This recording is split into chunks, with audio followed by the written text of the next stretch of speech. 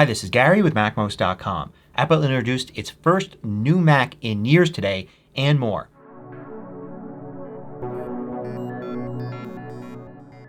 MACMOST is brought to you thanks to a great group of more than 1,000 supporters. Go to MACMOST.com/Patreon. There you could read more about the Patreon campaign, join us, and get exclusive content and course discounts. So before we talk about the new Mac Studio, let's look at what else Apple introduced today. First, as expected, there is a new iPhone SE.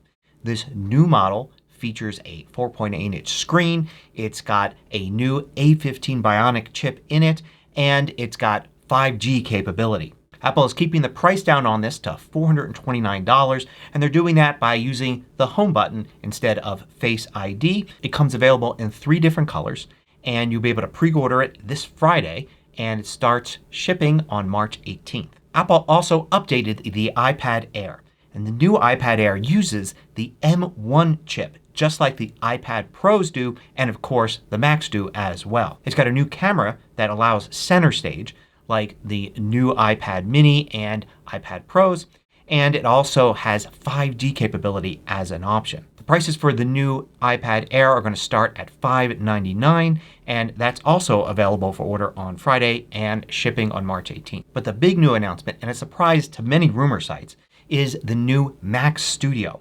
So this is a brand new Mac model that falls somewhere between the Mac Mini and the Mac Pro. It's actually about the same size as the Mini, the same width and depth of 7.7 inches, but it's more than twice as tall as that. And it features either the M1 Max processor you can get in the high-end MacBook Pros or a brand new M1 processor called the M1 Ultra. The M1 Ultra is a bit of a surprise today too. It's basically 2 M1 Max chips, but instead of being separate chips on the motherboard, they're actually 2 chips attached to each other for faster communication. The specs are so impressive on the Ultra.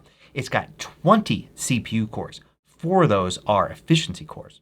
It's got 64 GPU cores.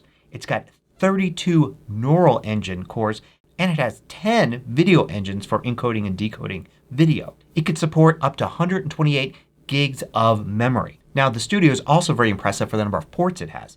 On the back it's got 4 Thunderbolt 4 ports. It's got an Ethernet port.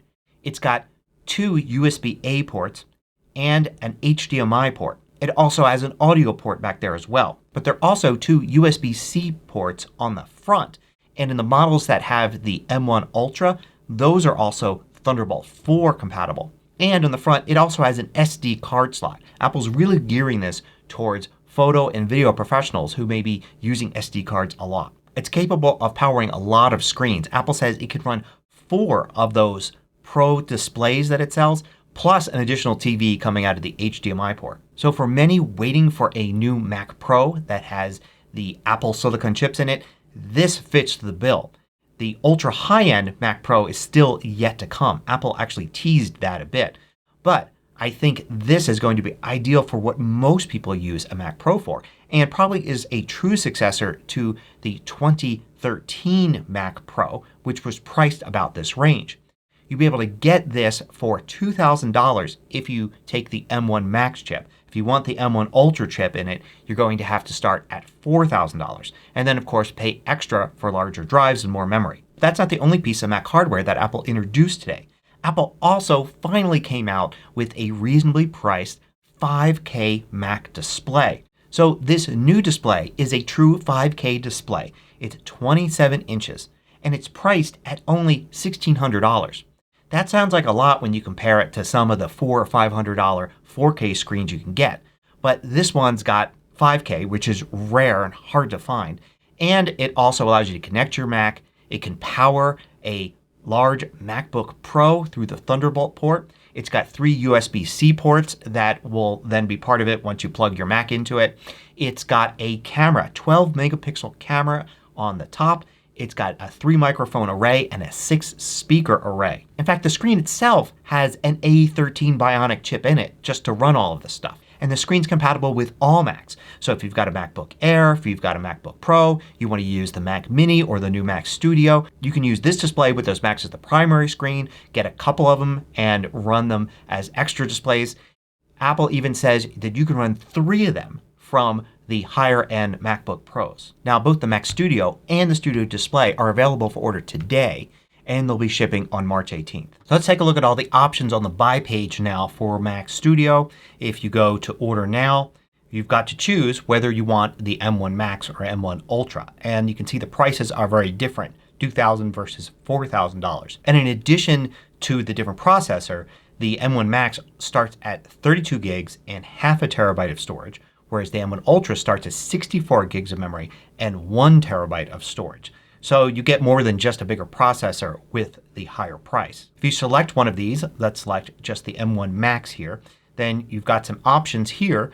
You could go with a slightly more powerful M1 Max, one that has 32 cores rather than 24 for just $200 more. You can jump to the Ultra ones as well. And for memory, you can jump to 64 gigs. To get to 128 gigs, you have to go with the Ultra. And then for storage, you can go to 1, 2, 4, or 8 terabytes of SSD storage. With the Ultra, you're already starting here with the Ultra processor, but you can go to the 64 core version for $1,000 extra. You can double the memory for $800 extra, and you can jump up in storage. It looks like the Studio prices don't include keyboard and trackpad or mouse. But when you go to purchase, it does give you the option to add a Studio display. In the store under Displays, you now of course can choose the Studio display as well as the Pro display. So you can just buy the Studio display by itself to use with your current Mac. Choose the display that you want, and then you've got to choose the stand. So you get the tilt adjustable stand, which is the same price. You pay a little extra for the tilt and height adjustable stand. So the total still comes out at $1,600 if you choose the standard stand. So if you wanted to max it out, you could go with the Ultra. You could go with the 64 cores, 128 gigs of memory, and an 8 terabyte SSD for an $8,000 price tag. If you're looking for something more reasonable, you can go with the M1 Max processor. You can maybe upgrade to the 32 cores. You could go with 64 gigs of memory and maybe jump to a 1 terabyte drive, and you're still under $3,000. There's one other tiny little note. Apple teased a new version of iMovie coming out, at least for the iPad. They said next month. And they quickly showed a couple screens. So it looks like they're adding new features, maybe just for iPad, but it could be that they're going to be upgrading iMovie for both iPad and possibly Mac at the same time or soon after. We'll have to see what new features are coming from iMovie when that finally hits the App Store. So let me know what you think of the new announcements, especially the Mac Studio and Studio Display, in the comments below. Thanks for watching. If you liked this video, click the thumbs up button below to let me know. I publish new tutorials each weekday. Hit the subscribe button so you don't miss out.